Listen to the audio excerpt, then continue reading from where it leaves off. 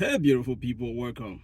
In this video, I'm going to be making a difference between the immediate relatives of US citizens and immediate relatives of lawful permanent residents. In terms of visa, some are not deemed, some are not seen as immediate relatives. What do I mean?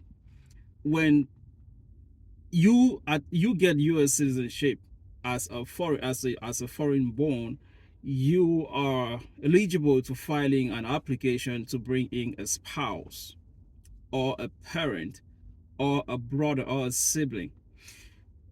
We're going to be concentrating on spouses. The immediate relatives of US citizens are the ones that are called the IR1s. IR1s, immediate relatives, are the beneficiaries who do not have to go through the process of foreign state of chargeability quota.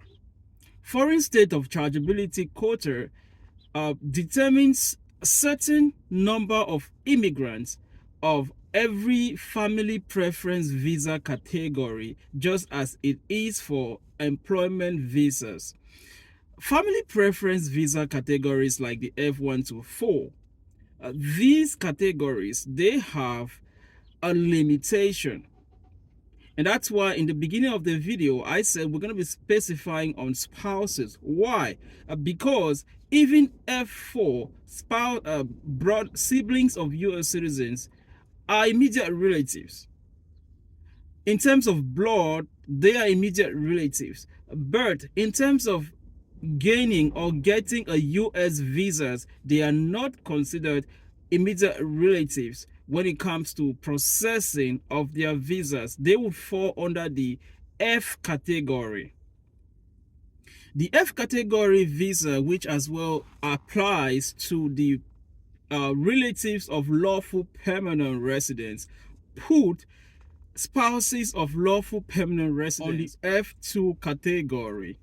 The F2 category is limited, so it falls under the yearly quota or foreign state of chargeability quota, which applies to countries that have applicants for these types of visas. Now, what is the actual objective after being able to identify that F family preference visas are divided? For immediate relatives who are spouses of US citizens, they will be termed the I arrow, and for relatives that are spouses of green card holders, they will be termed the F. F2A, F2B.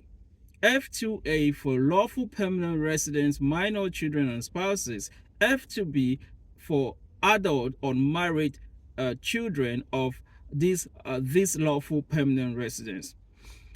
Immediate relatives do not have to go through a long wait period like the F2 relatives. Why? Because immediate relatives, they are not limited, so they are not the limited preference categories, which basically means that there is always a visa available for them as soon as they become current. I mean, when I say as soon, not just like as soon, like 1 2, no. There's like a visa. They don't have to go through the visa bulletin processing of waiting to see if their case is becoming current or not.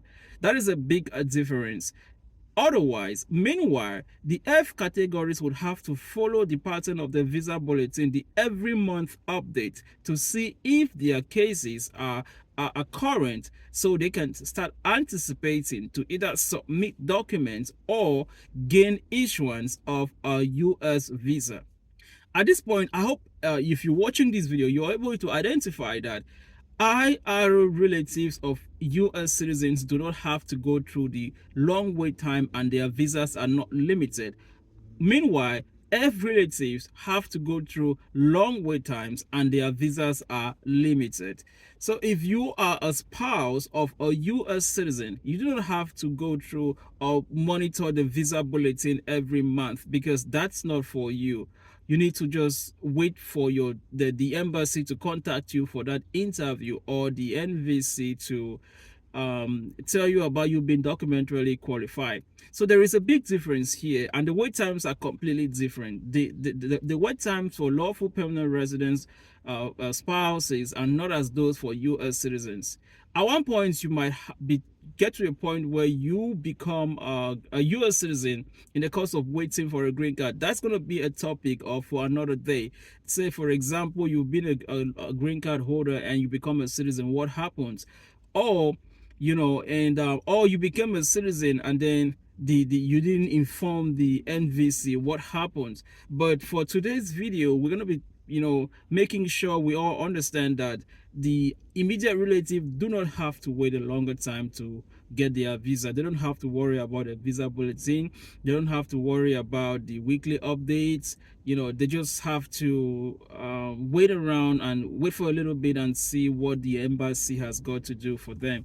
And that's basically the difference I'm trying to make in this video. And if you've watched and you liked it, you like what I do, please use the comment section below, subscribe, comment, and give me your opinion on what you think about these two types of visas. If you've been one of the beneficiaries or you are filing a petition right now, you can equally use my Instagram to